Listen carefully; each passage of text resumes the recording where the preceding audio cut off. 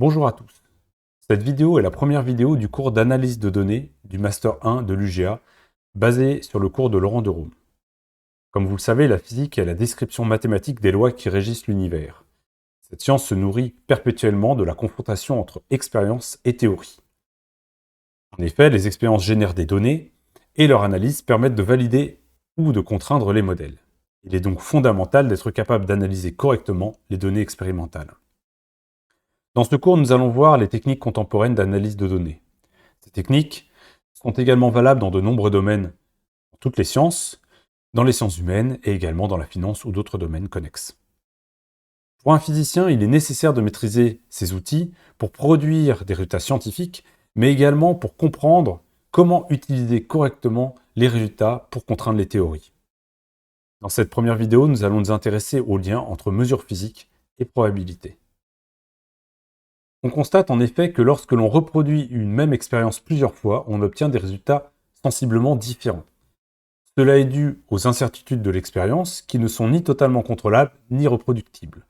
En réalité, on peut avoir une précision plus ou moins grande en fonction des conditions dans lesquelles on se met pour faire une expérience. Donc on va chercher à avoir une précision, la meilleure précision possible. Mais quoi qu'il arrive, il restera toujours des incertitudes. Et donc ça fait qu'une mesure physique est un processus aléatoire non déterministe. Et donc on va obtenir des résultats différents en fonction de la réalisation. L'origine de ces incertitudes est variée. Il provient principalement du fait que lorsque l'on fait une expérience, on a un système le plus souvent à très grand nombre de degrés de liberté, en particulier un bruit de fond que l'on ne maîtrise pas totalement. On a également le plus souvent une non-connaissance de toutes les conditions initiales exactes de notre situation. Et enfin, il peut y avoir des aspects quantiques qui font que le système est dans un état initial ou dans un autre qui fait que le résultat peut changer. En plus de cela, ces incertitudes peuvent agir à tous les niveaux de l'expérience, que ce soit au niveau du système physique que l'on étudie, mais également au niveau de l'instrument de mesure et au niveau de l'environnement, ce qui fait que lorsque l'on réalise une mesure, on a en réalité un processus aléatoire et donc une certaine probabilité d'obtenir un résultat. Donc une mesure est un processus aléatoire et maintenant on va parler un petit peu plus précisément au point de vue mathématique. On va dire qu'une mesure, c'est une variable aléatoire qui va être définie par la probabilité de prendre telle ou telle valeur. Donc on fait une mesure et on va pouvoir obtenir telle valeur, telle valeur, telle valeur, suivant telle ou telle probabilité. Donc c'est notre première définition. On reverra une définition de cette variable aléatoire un peu plus tard, un peu plus précise en fait, mais ça va être au cœur de tout ce qu'on va faire en analyse de données. Donc une mesure est une variable aléatoire. Une variable aléatoire qui peut prendre un certain nombre de valeurs, de résultats possibles. Donc l'ensemble de toutes les valeurs possibles, on va appeler ça l'ensemble de probabilités et on va le noter oméga. J'imagine que c'est des rappels pour vous, vous avez déjà vu ça, mais l'ensemble des probabilités, on va noter ça oméga. Alors un petit exemple, si je lance un dé à 6 faces, je peux obtenir comme valeur un 1, un 2, un 3, un 4, un 5 ou un 6, donc j'ai 6 valeurs possibles. Et on va donc dire que le cardinal de mon ensemble de probabilités, le cardinal de oméga, c'est le nombre d'éléments de oméga, vaut 6. Deuxième exemple, imaginons que cette fois-ci, l'événement, c'est je lance 2 dés. Donc je peux avoir 2 1, 1 1 et 1 2, 1 et 1 3, 1 et 1 4, et ainsi de suite. On va donc avoir un ensemble de réalisations possibles. Ça va nous créer notre ensemble de probabilités. Et on aura 36, un cardinal de 36 cas possibles. 6 au carré. Un autre exemple, qu'on va servir un petit peu par la suite, c'est pour ça que je vous le donne. Imaginons que je prenne une pièce, je la tire n fois de suite, et je mets un 0 quand j'ai pile, je mets un 1 quand j'ai face, et donc je l'ai lancé n fois, et je regarde une réalisation de n tirages. Donc je peux avoir 0, 0, 0, 0, 0 n fois, mais je peux avoir 1 avec 0, 0, 0, 0, 0, 0, donc n-1, 0, et ainsi de suite, je peux avoir que des 1.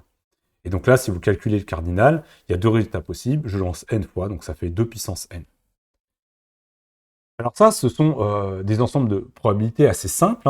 Et on voit qu'en réalité, il n'y a que des résultats qui sont discrets. Mais on peut également avoir des mesures dans lesquelles on va avoir des choses continues. Donc, par exemple, si vous mesurez une tension entre moins 5 volts et plus 5 volts, et vous allez avoir toutes les valeurs possibles entre moins 5 volts et 5 volts. Donc, oméga, ce sera un intervalle continu, et le cardinal, lui, sera infini, puisqu'on peut prendre une infinité de valeurs entre -5 et 5. Donc voilà la notion d'ensemble de probabilités. Une fois qu'on a défini l'ensemble des probabilités possibles, donc des résultats possibles, on peut déterminer la probabilité de chacun des événements. Donc pour chaque sous-ensemble A de oméga, on peut affecter une fonction de probabilité qu'on va noter P de A si elle vérifie 3 axiomes.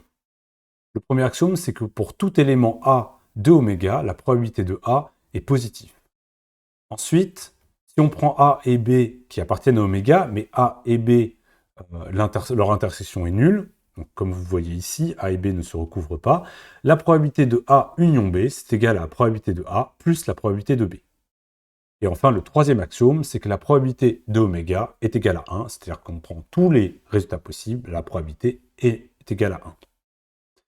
Une fois qu'on a donné ces 3 axiomes, qui sont 3 axiomes mathématiques, pour l'instant on ne sait pas comment on va répartir les probabilités, mais on donne quand même une définition de la probabilité de façon mathématique, on peut trouver plusieurs propriétés. Donc la première propriété, c'est que si A est inclus dans B, alors la probabilité de A va être inférieure à la probabilité de B, inférieure ou égale. Si vous regardez la probabilité de l'événement nul, et ben, la probabilité sera égale à 0, puisque l'événement nul n'appartient pas à oméga. Et enfin, si vous vous intéressez à la probabilité de A union B, dans le cas général, et que vous avez A et B qui se recouvrent, et ben, la probabilité de A union B, c'est la probabilité de A plus la probabilité de B, moins la probabilité de A inter B, puisque vous voyez que ça se recouvre, donc on le compte 2 fois. Donc là, c'est très simple, c'est des notions que je pense que vous avez déjà vues au lycée, mais je les rappelle ici. Une fois qu'on a vu ces notions de probabilité, on peut aller jusqu'à la notion de probabilité conditionnelle. Donc on va s'intéresser à la probabilité de A, sachant que B a été réalisé. Alors avant ça, intéressons-nous à la probabilité de A inter B, la probabilité de l'intersection entre A et B. La probabilité de A inter B, c'est la probabilité d'avoir A et B en même temps. C'est finalement la probabilité d'avoir B multipliée par la probabilité d'avoir A, sachant qu'on a eu B. Donc la probabilité de A inter B, c'est la probabilité de B fois la probabilité de A, sachant qu'on a eu B. Et donc, on peut inverser cette égalité et on obtient que la probabilité de A, sachant B, c'est égal à la probabilité de A inter B, l'intersection entre les deux, divisée par la probabilité de B.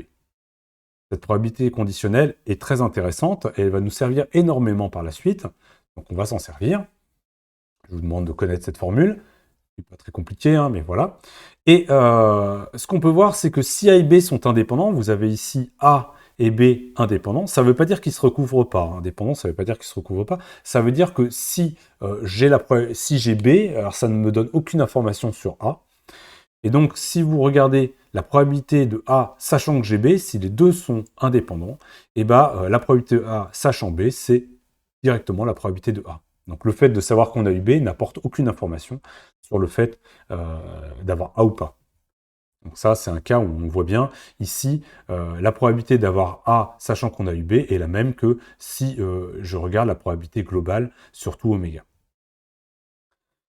Voilà, donc ce petit cours d'introduction sur les probabilités et le lien entre mesure et probabilité est fini. On va maintenant s'intéresser au théorème de Bayes.